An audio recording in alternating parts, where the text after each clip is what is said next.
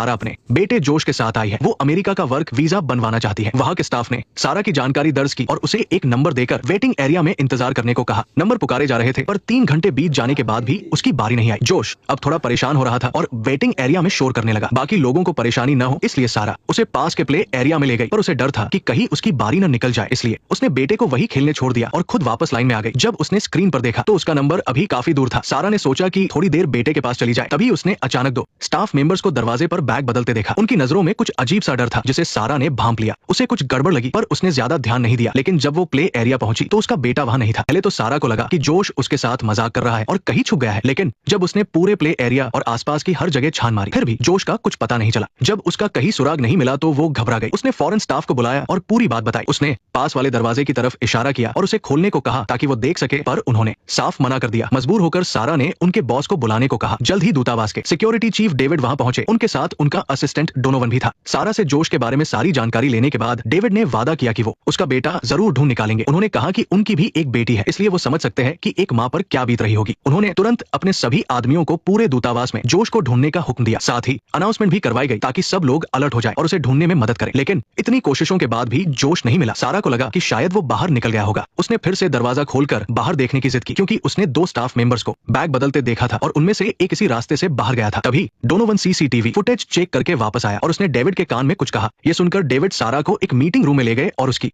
Profile check की। उन्हें पता चला कि सारा जर्मन स्पेशल फोर्सेस से रिटायर हुई है और उसने अफगानिस्तान में भी काम किया है। डेविड ने देश के लिए उसकी सेवा की तारीफ की, पर सारा को इन सब बातों से कोई मतलब नहीं था। वो बस अपने बेटे को ढूंढना चाहती थी। तभी डोनोवन ने आकर उसे बताया कि सिस्टम में तुम्हारे और जोश के वीजा का रिकॉर्ड तो है, लेकिन फॉर्म पर सिर्फ तुम्हारे ही दस्तखत है। सारा को लगा कि कोई बड़ी गलतफहमी हुई है, क्योंकि जोश ने खुद साइन किए थे। यहाँ तक कि डोनोवन ने खुद सिक्योरिटी चेक किया था, तो उसने जोश को जरूर देखा होगा। पर डोनोवन ने साफ कह दिया कि उसने किसी बच्चे को नहीं देखा। अब सारा का गुस्सा फूट पड़ा। उसने कहा कि यहाँ हर तरफ कैमरे लगे हैं, उनसे सब सच सामने आ जाएगा। लेकिन डोनोवन ने कहा कि फुटेज में सिर्फ सारा ही नजर आ रही है। सारा समझ गई कि अब यहाँ वक्त बर्बाद करने का कोई फायदा नहीं है। उसे जर्मन पुलिस से बात करनी होगी। डेविड ने शराफत दिखाते हुए पुलिस को फोन मिला दिया। सारा ने पुलिस को शुरू से लेकर अब तक की पूरी कहानी सुनाई और उनसे मदद मांगी। लेकिन अमेरिकी दूतावास के पास डिप्लोमेटिक इम्यूनिटी थी, जिसका मतलब था कि वो जर्मनी के अंदर अमेरिकी जमीन की तरह था। जर्मन पुलिस को वहां घुसने का कोई हक नहीं था। अगर सारा को उनकी मदद चाहिए थी तो उसे दूतावास से बाहर आना पड़ता। पर सारा जानती थी कि एक बार बाहर चली गई तो वापस अंदर आना नामुमकिन होगा। उसकी उम्मीदें टूटने लगी और उसने मायूस होकर फोन काट दिया। डेविड को डर था कि सारा कोई गलत कदम न उठा ले, इसलिए उन्होंने डोनोवन को सारा पर नजर रखने को कहा। पर कुछ ही देर बाद डोनोवन को कोई मैसेज मिला और वो बाहर चला गया और दरवाजा लॉक कर दिया। सारा ने मौका पाकर अपनी माँ को फोन किया। उसने अपनी माँ को सब कुछ बताया और उनसे सरकार और मीडिया से मदद लेने को कहा। उसे यकीन था कि यहाँ के लोगों ने ही जोश को अगवा किया है। वो जरूर कुछ छिपा रहे हैं। क्या तुमने अपनी दवाई ली? माँ ने पूछा। सारा चिल्लाई, माँ ये सब क्या है? आप तो जानती है कि मैं ठीक हूँ। उसकी माँ ऐसा इसलिए कह रही थी क्योंकि फौज से रिटायर होने के बाद